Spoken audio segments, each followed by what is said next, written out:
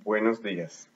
En esta presentación veremos lo principal relacionado con el tema del muestreo.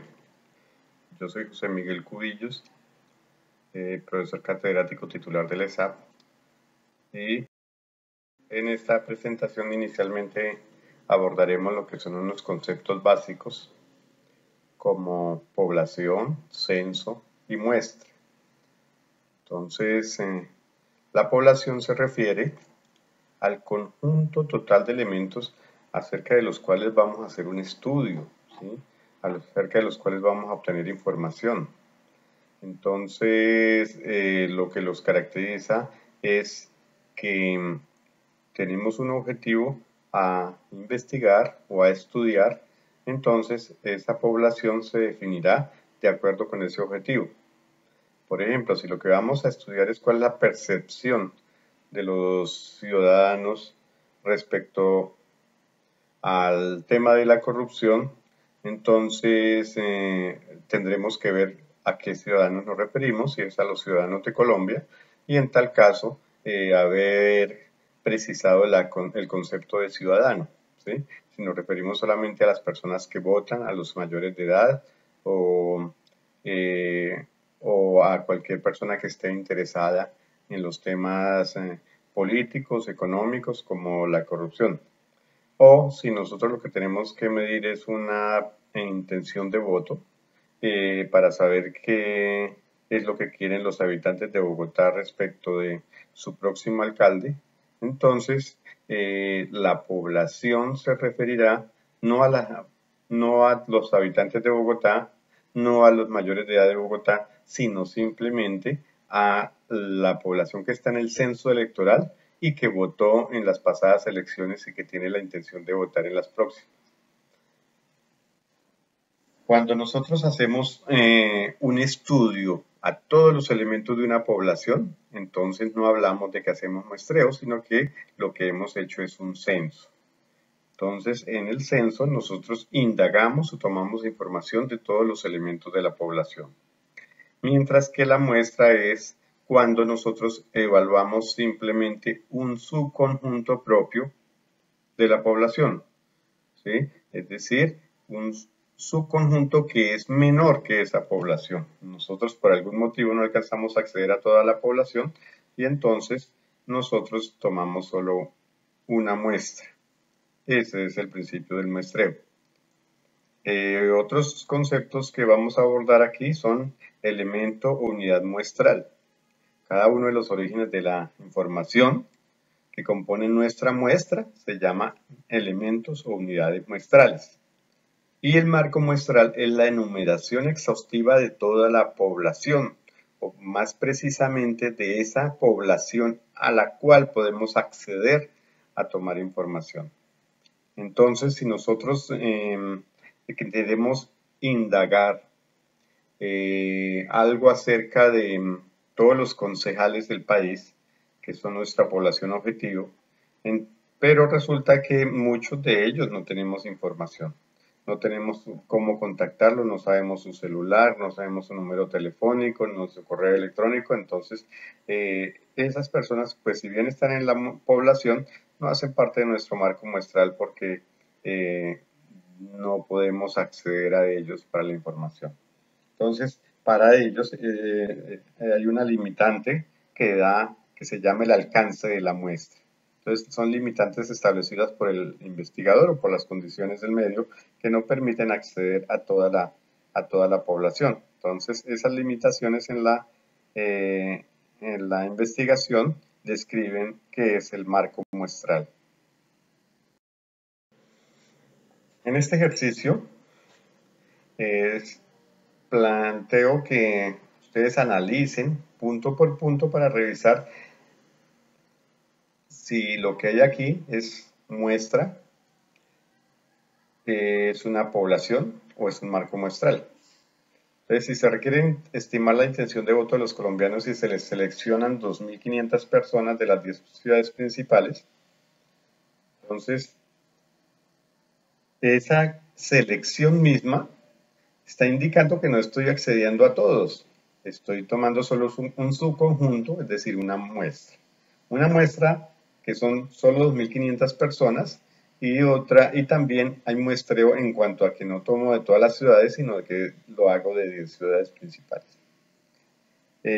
Si se requiere medir la aceptación de los gobernantes sobre la reelección y se entrevistan a los 31 gobernadores, estoy hablando de la población de gobernadores, ¿sí? Estoy haciendo un censo.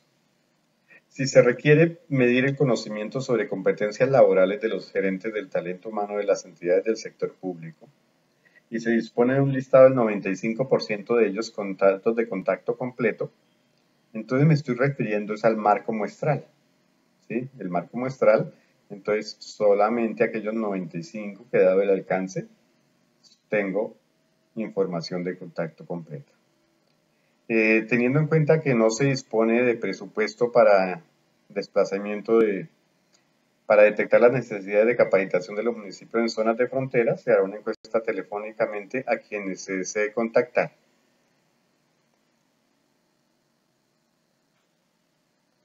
Entonces, hay una limitante que se llama el alcance de la muestra, ¿sí? No hay posibilidad de desplazamiento, entonces esto limita nuestro alcance de la muestra. Entonces, de eso es lo que estamos hablando, del alcance de la muestra. Se requiere estudiar la actitud hacia el cambio de los funcionarios del sector directivo de los establecimientos públicos, cuya cantidad es de 3.850. Se tiene información de contacto de 2.930, pero por lo que se entrevista en 412. Entonces, la población son 3.850, el marco muestral son 2.930 y la muestra 412. Espero que con estos ejemplos se esté aclarando más el concepto.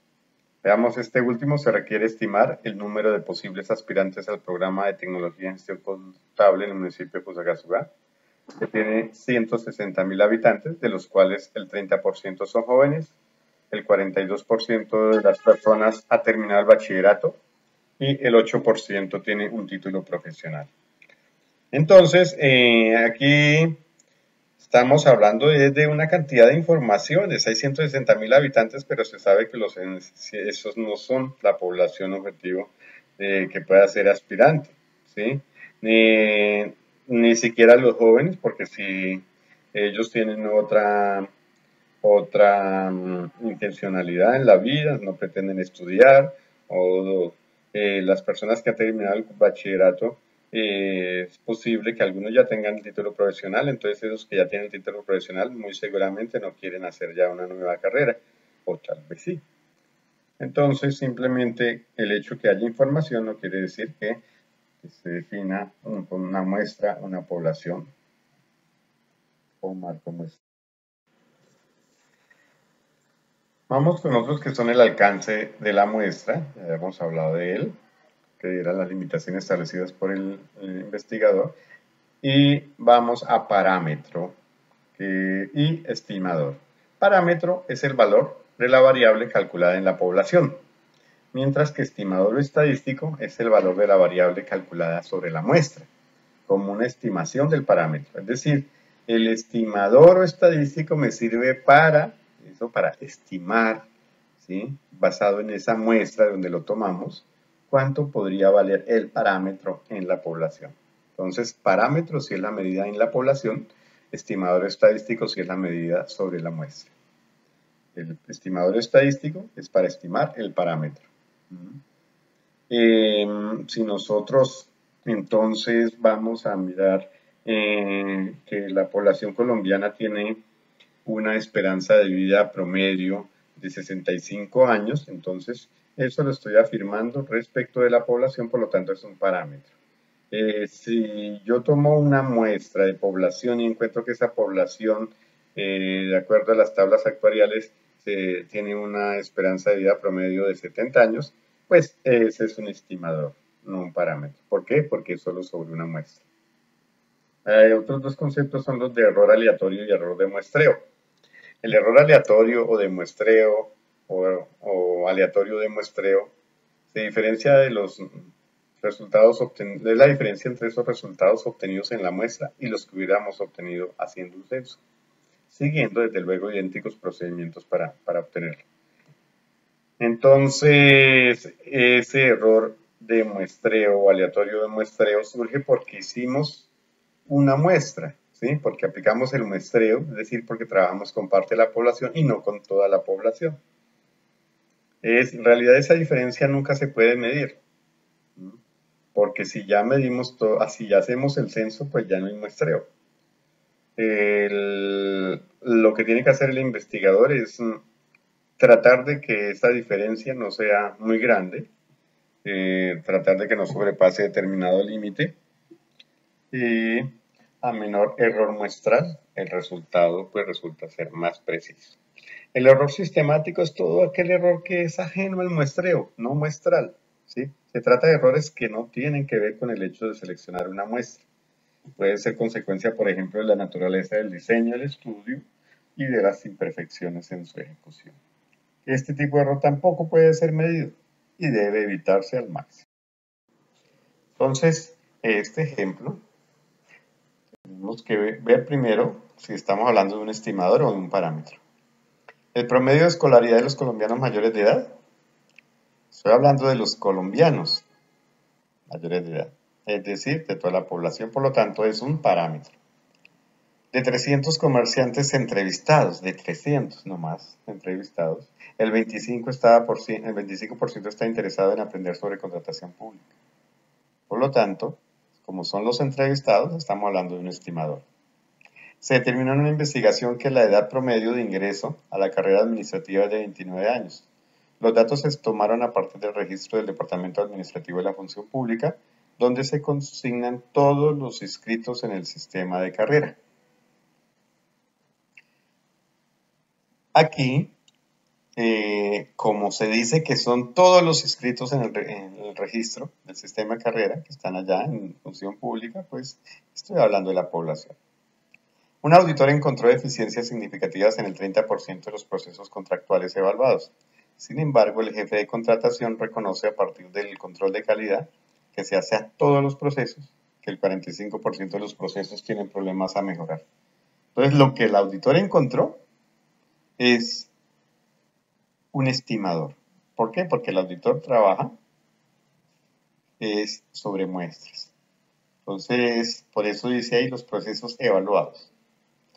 El jefe de contratación, ¿sí?, que sabe de un procedimiento de control de calidad que se le hace a todos los procesos, entonces sabe que el 45% tiene problemas a mejorar. Ese 45%, esa proporción, es un parámetro, porque es de toda la población. Aunque la carrera dura 10 semestres, el 42% de los estudiantes graduados en la década pasada duraron en promedio 12,5 semestres cursando sus estudios universitarios. Entonces, hay que ver en de qué se trata la investigación. Hay que precisar, ¿sí?, hay que precisar cuál es nuestra población para saber si estamos hablando del parámetro del estimador. ¿Sí? Si estamos hablando de todos los egresados de cierta universidad o de cierta facultad, entonces los que estamos midiendo aquí son simplemente una muestra, es decir, un estimador. Pero si las conclusiones las vamos a dar, si el estudio va a ser acerca de los estudiantes de la última década de cierta facultad, pues aquí ya estaríamos tomando toda la información, es decir, hablaríamos de un parámetro. Ahora, en ejemplos en cuanto a error de muestreo y error sistemático. Si no se tuvo en cuenta un grupo de habitantes que por su localización geográfica no se había beneficiado del proyecto evaluado con la misma calidad de servicio, ¿qué piensan? ¿Tiene que ver esto con que sea una muestra y no un censo a toda la población?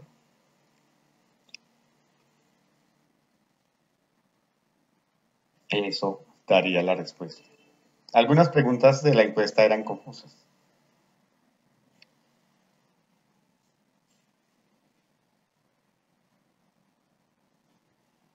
El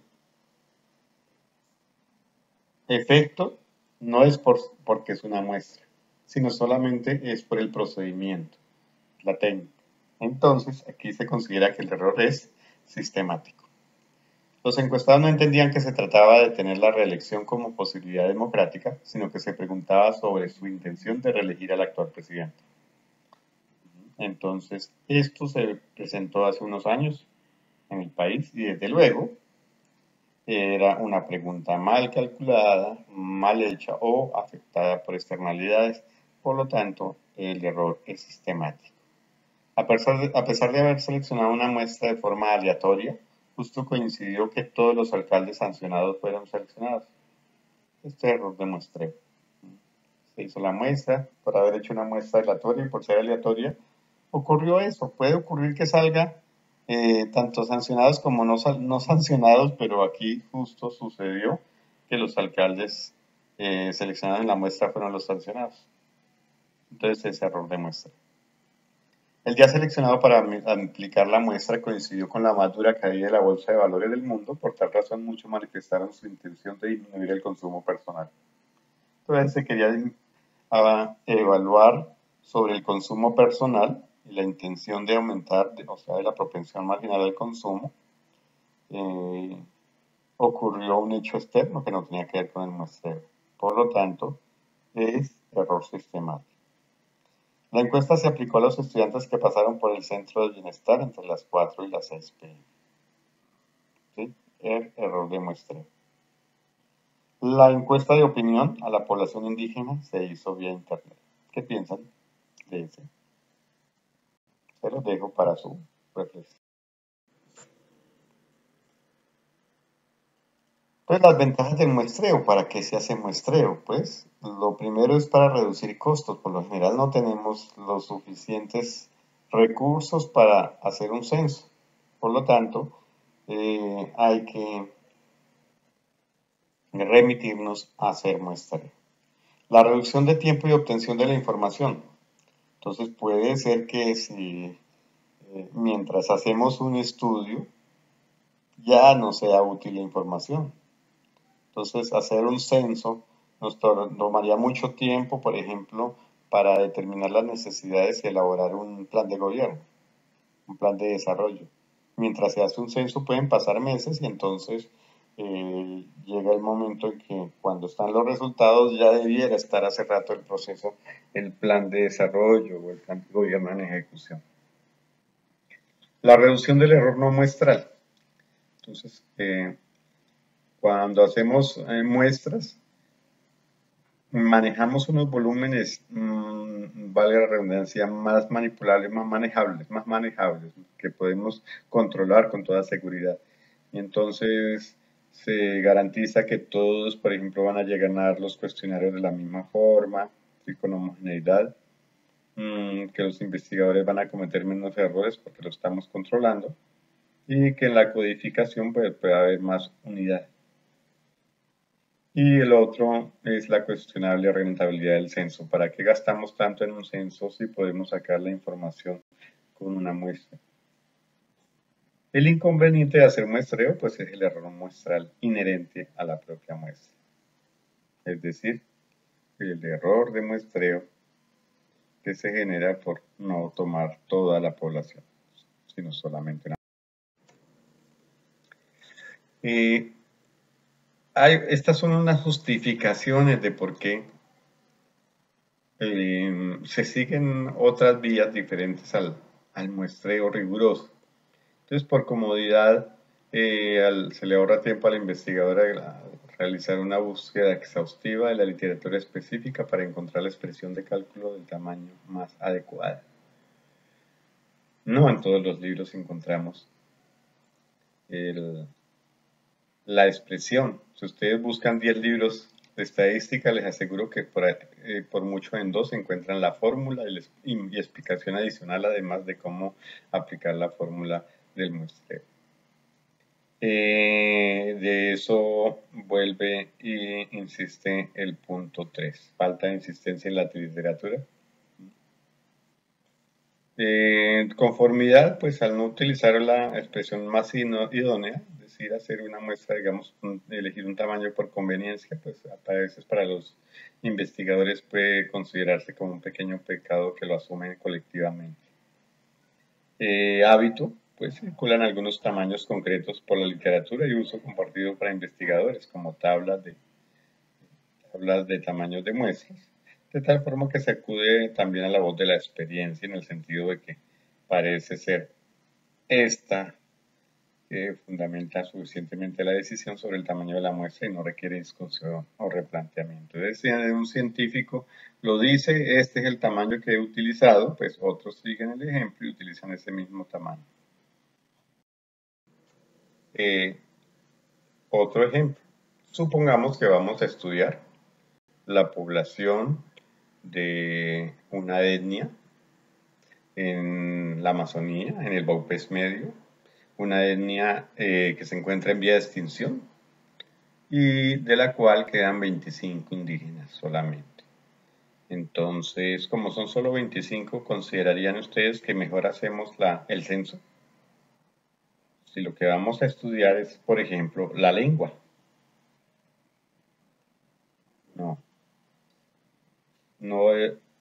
No sirve tomar los 25.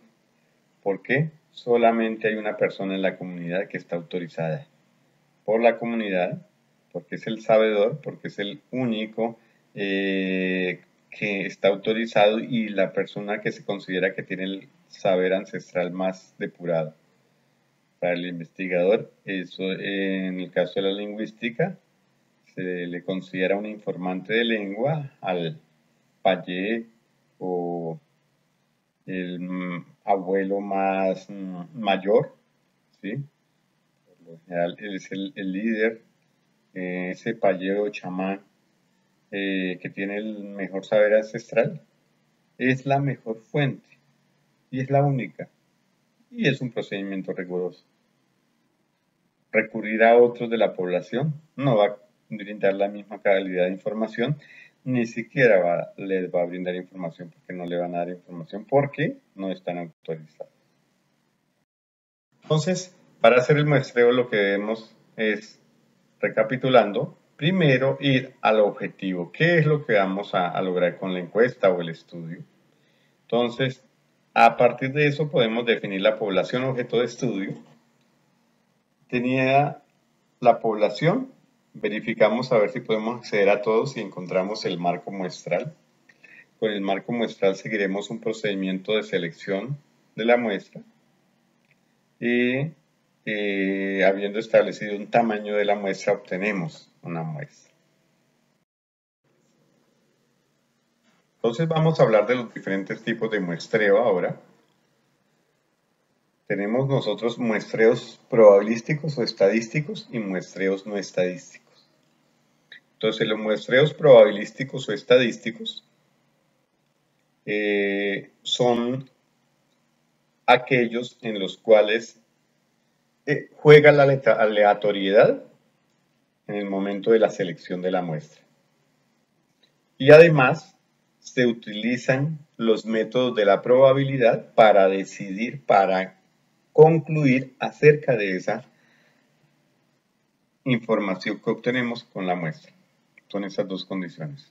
No solo que la muestra sea recogida con un procedimiento en el que participe la aleatoriedad, sino que se sigan los procedimientos probabilísticos para concluir acerca de esa información. Entonces, está primero el muestreo aleatorio simple. El muestreo aleatorio simple es aquel en que todos los elementos de la población tienen la misma, o del marco muestral más bien, del marco muestral tienen la misma probabilidad de ser seleccionados. Como cuando están las balotas en el balotero y cualquier balota puede salir. ¿Sí? En el caso en el que el muestreo sea con reposición, entonces se mantiene esa misma probabilidad en cada evento. Cuando el muestreo es sin reposición, es decir, el que ya saco de la muestra, que ya saco de la población, no vuelve a salir. Entonces va cambiando la probabilidad para cada uno de ellos. Pero en eso hay que tener en cuenta que si la población es demasiado grande, puede considerarse como despreciable, digamos, el cambio en la probabilidad. Entonces, para sacar muestreo aleatorio simple, nosotros podemos hacer uso del Excel. En Excel tiene una posibilidad de generar números aleatorios, solo que Excel tiene una desventaja que no puedes replicar el procedimiento para demostrar que lo hiciste aleatoriamente. Segundo, el muestreo en Excel es con repetición. Es decir, un mismo elemento puede salir más de una vez. Y eso no me serviría en una investigación. Entonces, si yo uso Excel, entonces lo que tengo que hacer es generar de pronto algunos de más en la muestra. Para el caso de los repetidos, entonces los suplo con los que generé de más en orden. El muestreo aleatorio sistemático quiere decir que yo selecciono, de acuerdo al tamaño de la muestra, saco un coeficiente. Por ejemplo, si yo necesito evaluar 400 contratos, entonces de esos contratos quiero hacerle alguna prueba a ver si esos contratos tienen las formalidades plenas, etc. Entonces, de esos 400 contratos, yo decidí que mi tamaño de la muestra es 25. Entonces, dividimos 400 entre 25. Me da 16. Entonces, tomo un número de 1 a 16 al azar, por algún método al azar. Y entonces, si yo tomo ese al azar, digamos que eso le da el carácter aleatorio. Digamos que los 16 tomé el 7. Entonces, 7 más 16 me da 23. Ya el 7 y el 23 harán parte de la muestra, más 16. Entonces, iré al 39, que también hace parte de la muestra. Y así cada 16 unidades tomo el que sigue. Cuando le dé la vuelta a los 400 voy a tener los 25 elementos de la muestra exactamente. Es el muestreo sistemático. Está el muestreo estratificado, en el cual el tamaño de cada submuestra, ¿sí? Es decir, el tamaño de cada submuestra se hace por un método que se llama fijación. En el muestreo estratificado lo que se hace es que se divide la población de acuerdo con una variable categórica, ¿sí? Es decir, una variable que me sirve para hacer categorías o clases. Por ejemplo, el departamento de origen, el color, el género, el peso no es una variable categórica, pero puedo yo establecer rangos de peso. El ingreso no es una variable categórica, pero puedo establecer rangos de ingreso. Entonces ya cada rango de ingreso pues sería una categoría o estrato. No hay que confundir estratificado con solamente los estratos socioeconómicos. Los estratos socioeconómicos pueden servirme como variable categórica, pero no necesariamente se llama estratificado por esos estratos. No, cualquier variable categórica me sirve para hacer. Lo importante aquí en el muestreo entonces después es hacer la fijación. Entonces, ¿qué es la fijación? ¿Cuántos voy a tomar de cada estrato?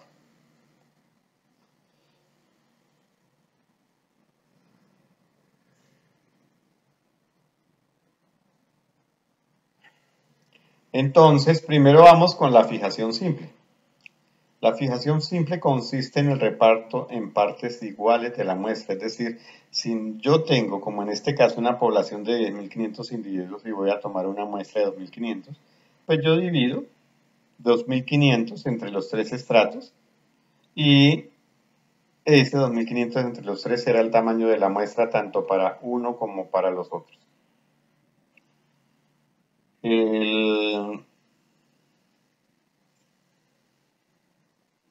tamaño Entonces, en todos los estratos queda igual, independiente si son estratos grandes, si son estratos pequeños. ¿Sí? En todos pues, es 2500 sobre 3 para este ejemplo. Hay otra que es la fijación proporcional. La fijación proporcional es mirar el tamaño. Entonces, como aquí tenemos que hay un estrato de 2300, otro de 5700 y otro de 2500, entonces vamos a multiplicar nuestros 2500 de la muestra, en los tres casos, por la razón entre tamaño del estrato y total de la población. Para el primer estrato 2300 sobre 10500, para el segundo estrato 5700 sobre 10500 y para el tercer estrato 2500 sobre 10500. Por cada uno de los tres se multiplican los 2500 del tamaño de la muestra y nos darán muestras proporcionales al tamaño. ¿Sí? Este es más recomendable que el de la fijación simple. El de la fijación simple en realidad es muy poco recomendable.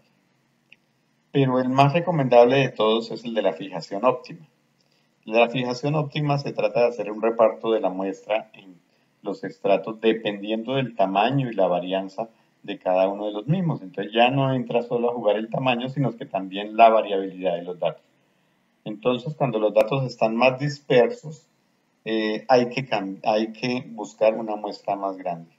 Por ejemplo, si yo lo que voy a evaluar es cómo es el comportamiento de los fumadores en sectores rurales, urbanos, grandes ciudades, pequeñas ciudades, pues yo ya sé que no, o presumo que es una variable bastante homogénea. Como es una variable bastante homogénea, entonces no necesito tomar muestras tan grandes de uno u otro, ya sé que se van a comportar de forma similar. Mientras que si voy a evaluar aspectos que tienen que ver con la opinión pública, entonces la opinión tiende a cambiar mucho. Eso hace que las muestras crezcan. Es posible que frente a algunos eventos la población rural se deje influenciar menos por algunos cambios de moda, por expectativas, etcétera, y entonces es una suposición loca que estoy haciendo simplemente, y entonces como ellos son una población más conservadora, de pronto respecto a determinada posición, digamos, respecto al aborto, mantengan por mucho más tiempo la misma posición, entonces su variabilidad en cuanto a la respuesta no va a ser mucha, que si lo hacemos en ciudades donde, por ejemplo, frente a noticias de violaciones, etcétera, puede cambiar fácilmente la opinión de las personas. Entonces, basados en estudios, principalmente en estudios anteriores, podemos determinar que en unos estratos hay mayor variabilidad que en otros y entonces esta fórmula me está generando no solamente un ponderado respecto del tamaño, sino también respecto de la dispersión.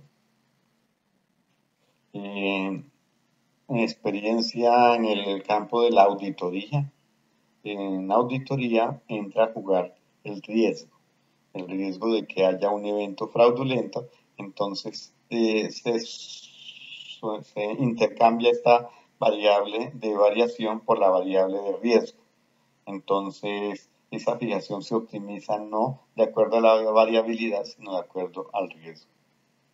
Entonces, esto con el fin de buscar muestras más grandes donde hay más riesgo de que existan anomalías. Pues porque el objetivo en auditoría es buscar las anomalías. Si lo que buscamos en un estudio estadístico, por lo general no es anomalías, sino cómo es la población, describir cómo es la población. Entonces lo que vamos a buscar es más la variabilidad, cómo cambian los datos y entonces en este caso tenemos la desviación estándar o típica para las tres poblaciones y entonces en cada una de los tres cálculos de tamaño de la muestra estamos multiplicando el tamaño total de la muestra por el tamaño del estrato y por la variabilidad, es decir, por la desviación estándar en ese estrato. Y a todos los dividimos por el mismo factor. ¿Cómo se construye ese factor denominador? pues es el producto del tamaño de un estrato por su variabilidad más el tamaño del siguiente estrato por su variabilidad más el tamaño así hasta recorrer todos los estratos, tamaño del estrato por la variabilidad. ¿Sí? Así como estaba en la parte de arriba el tamaño del estrato que estamos analizando por su variabilidad, pero abajo está la suma de todos esos productos. Un poquito complejo, pero siguiendo este procedimiento y apoyándonos de pronto en el Excel, pues resulta ser un procedimiento bastante sencillo, menos complicado de lo que parece. Otros muestreos probabilísticos son el muestreo por conglomerados. En estos muestreos lo que estamos mirando son grupos o conglomerados compuestos por varias unidades muestrales. En el muestreo por conglomerados, por ejemplo, si lo que nosotros vamos a mirar es la población en algún estudio sobre la población en Bogotá y nosotros seleccionamos que cada conglomerado es una de las localidades. Entonces, cada localidad pasa a ser una unidad muestral y entonces yo solamente estaría analizando algunos conglomerados para hacer el estudio. El muestreo polietápico entonces consiste en que se utilizan más de una etapa, varias etapas, entonces la población se divide en grupos, se aplica a cada grupo muestreo aleatorio simple y entonces se obtiene una muestra y a esa muestra se le hace un nuevo muestreo aleatorio de forma sucesiva para ir reduciendo el tamaño.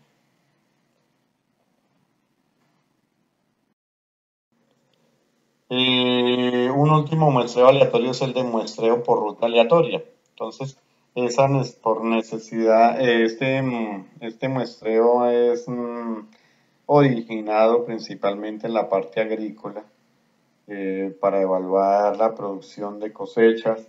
Entonces, la cosecha se siembran en surcos y de pronto se elige una forma de X o de Z o de M o de W para hacer un trazado a través del terreno de manera que las plantas queden dentro de esa línea, pues esas plantas se evalúan. Este también se ha extrapolado a otras aplicaciones como en las áreas, estudios en las áreas urbanas. Entonces se traza esa figura, digamos una Z, y en las cuadras o bloques que queden marcadas por esa Z, en cada cuadra pues se tomará, por ejemplo, la segunda casa desde la esquina suroccidental. Si es que esa casa, por ejemplo, hace parte de la muestra, del marco muestral, o si no, se tomará la siguiente que haga parte en esa cuadra.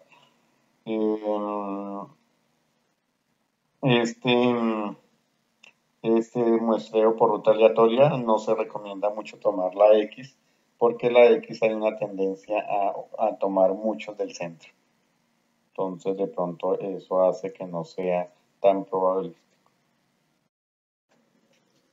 Hay otros muestreos llamados no probabilísticos. Estos muestreos no es que no sean científicos, son igualmente rigurosos, simplemente que no tienen el respaldo estadístico como que les suele dar como seguridad. El hecho de que el muestreo no sea estadístico o probabilístico no quiere decir que no sea riguroso, que no pueda ser utilizado por científicos. Muchas áreas utilizan ese muestreo y el procedimiento lo que cambia es la forma de dar la conclusión, que no se puede concluir sobre toda la población, sino que se concluye de acuerdo con la población encuestada. De acuerdo con la muestra, se concluye acerca de los encuestados, más no acerca de la población. El muestreo no cumple, digamos, su objetivo de concluir acerca de la población a partir de la muestra, porque no se está dando un procedimiento realmente aleatorio. En estos está el muestreo de conveniencia. Entonces, conveniencia es de acuerdo a lo que el experto investigador da, que él sabe, conoce a quiénes se va a focalizar y entonces busca determinadas personas con determinadas características para elegirlos y encuestarlos. Eso se utiliza mucho en los estudios exploratorios, para estandarizar encuestas, para probar instrumentos. Entonces utilizamos este muestreo de conveniencia porque simplemente pues baja el costo y desde luego el resultado que vamos a tener aquí no va a coincidir con los parámetros. Está el muestreo de juicios. Entonces consiste en que vamos a expertos y les preguntamos acerca de cómo tomarían ellos la muestra porque ellos conocen mucho más el negocio que vamos a estudiar. Está el muestreo por cuotas. Consiste en una muestra tomar a escala de la población. Esa muestra a escala de la población porque parece o tiene una forma muy similar a toda la población. Supongamos que vamos a estudiar, otra vez volvamos con Bogotá, vamos a hacer un estudio en la ciudad capital y consideramos que, por ejemplo, la localidad de Chapinero tiene población en todos los estratos y entonces por tener población en todos los estratos es como representativa de todo lo que es Bogotá y entonces hacemos el estudio solamente en esa población por considerarla pues tener como en proporción a la conformación de Bogotá. Entonces esto resulta ser digamos una suposición que raya en la imprecisión, por eso se considera un muestreo no estadístico. Y el muestreo por bola de nieve, el muestreo consiste en que elegimos una submuestra por algún método y a partir de esa submuestra seguimos, ¿sí?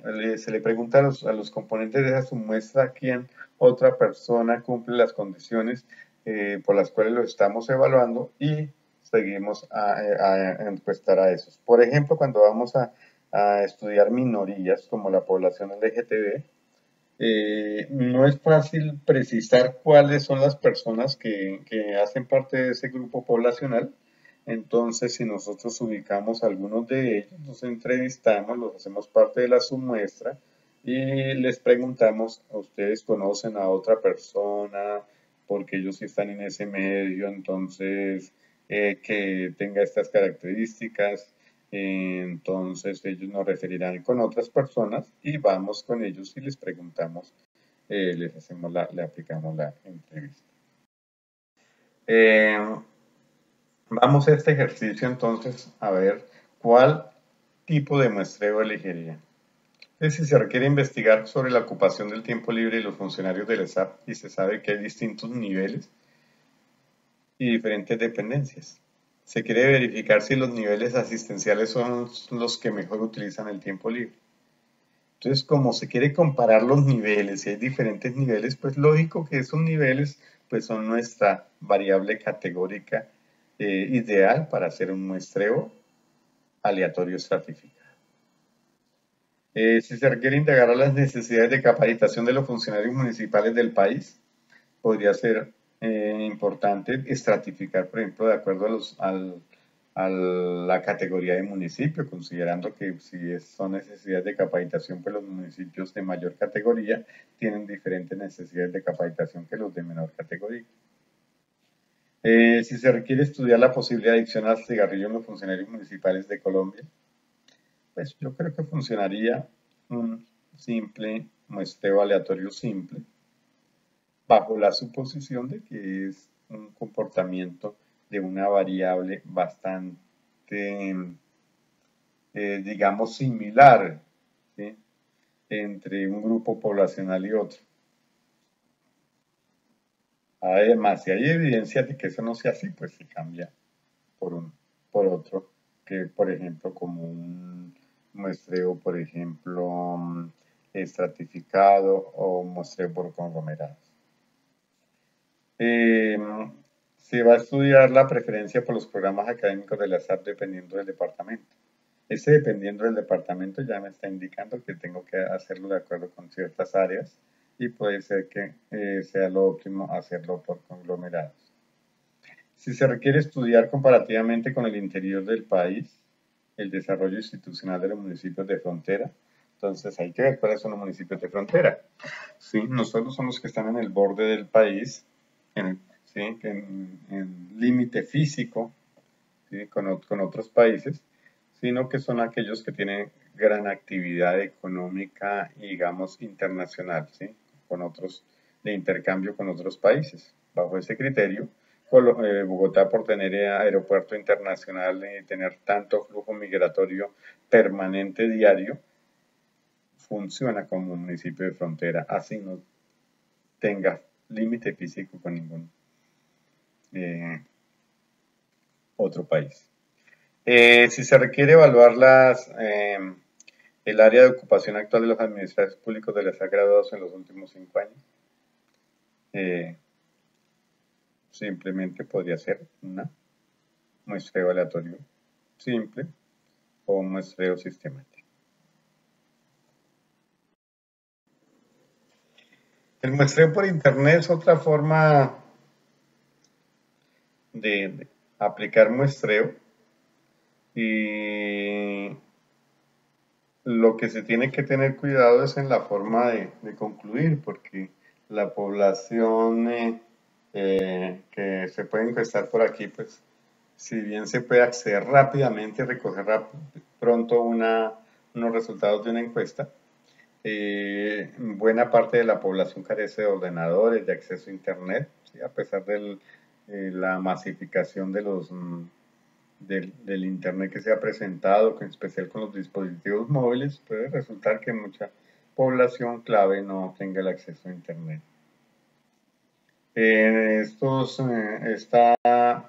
Se puede obtener por 3 medios: visitando el sitio web, muestras de panel y muestras de reclutados ad hoc.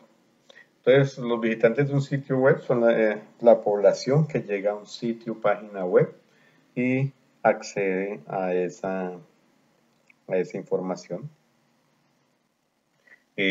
Por ejemplo, los visitantes a la página web del ESAP son los estudiantes básicamente, son algunos funcionarios públicos, y entonces lo que concluyamos de esa encuesta recogida ahí no puede ser sino acerca de esa población que pueda acceder ahí. En una entidad, por ejemplo, pensemos en un ministerio. Entonces ellos tienen una intranet, en la intranet se puede colocar una encuesta, y entonces esa encuesta que solo accederá pues personal de esa entidad, y desde luego lo que se concluya es de ese personal que accede ahí. Hay muestras de panel, entonces ya son paneles de consumidores ya existentes, entonces de alguna forma se ha recaudado información clasificándolos, y entonces se tiene determinada selección o tipificación de los consumidores por las páginas que visitan, porque se han registrado en determinado número de eventos o porque tienen X o Y profesión. Se le considera interesados en X o Y tema, y entonces a esas personas se orienta, se les hace llegar la encuesta. Y los reclutados ad hoc, pues simplemente pues en banners, en ventanas, etcétera, de alguna forma se les recoge información en correos de tipo spam, en reenvíos de cadenas, entonces se van recogiendo correos, y simplemente a todos esos correos se les envía la encuesta, y posiblemente algunos contesten la encuesta. Vamos ahora con lo que es el cálculo del tamaño. Entonces, calcular el tamaño de la muestra depende de lo que vayamos a hacer. Si lo que nosotros vamos a calcular es una proporción, o lo que vamos a calcular es una media. Para calcular medias, pues tenemos poblaciones grandes y poblaciones pequeñas. Se consideran poblaciones grandes las mayores a 100.000, y las poblaciones pequeñas las menores a 100.000. Entonces, en poblaciones pequeñas, vemos la fórmula de aquí arriba, la parte superior.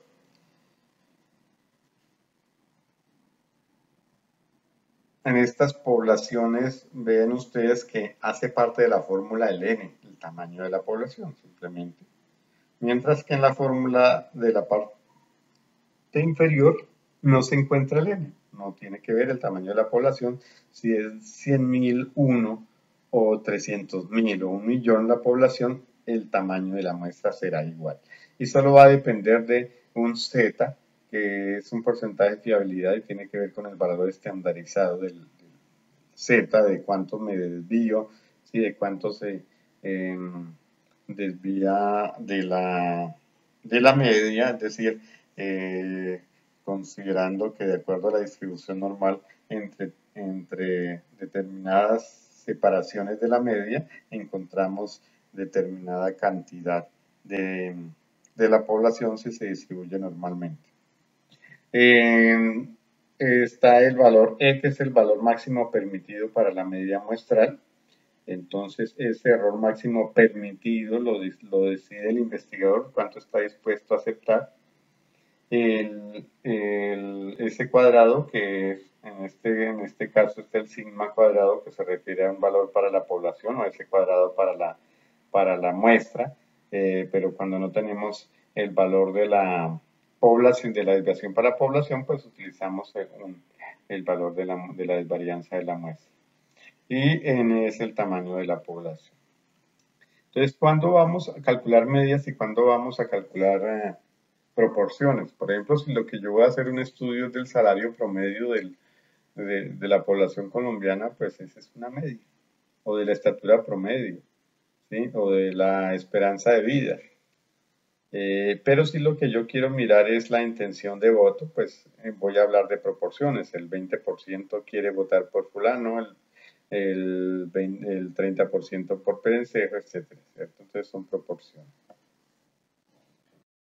Entonces ahora tenemos aquí la fórmula para proporciones. También tenemos el caso de poblaciones grandes y poblaciones pequeñas.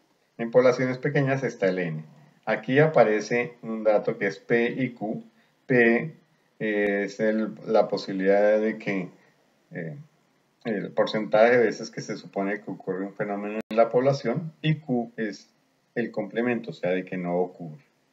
Entonces, si hablamos de una proporción, entonces estamos hablando de eso, de que ocurra o no ocurra, de que vaya a votar por X candidato o que no vaya a votar. Entonces, acá esa proporción, ¿por qué juega aquí? Porque si yo ya sé algo acerca de esa población, entonces tengo unos valores de P y Q que van a hacer que mi tamaño de muestra tenga que ser más pequeño. Pero si yo no sé nada acerca de la población, entonces tomo tanto P como Q 50%, es decir, 0,5. Las dos están P y Q, y eso me va a determinar definitivamente mi tamaño de la muestra.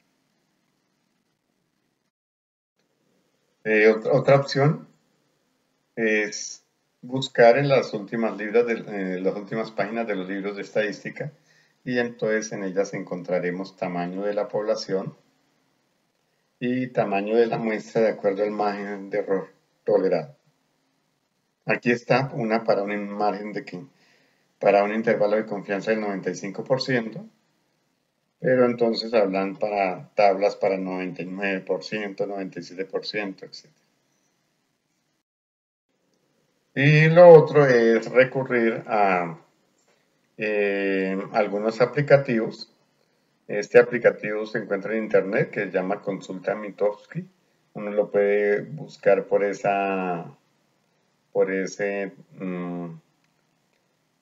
clave de búsqueda. Entonces le dicen Consulta Mitofsky tamaño de la muestra y los llevará a esa página donde aparece este aplicativo en Java para calcular la muestra, en el cual le daremos el tamaño aceptable de error, el nivel de confianza, el tamaño de la población. Él me generará el tamaño de la muestra. Si además yo voy a trabajar con proporciones en aquí y conozco la proporción, entonces eso me ayudará a delimitar más mi muestra. Y si además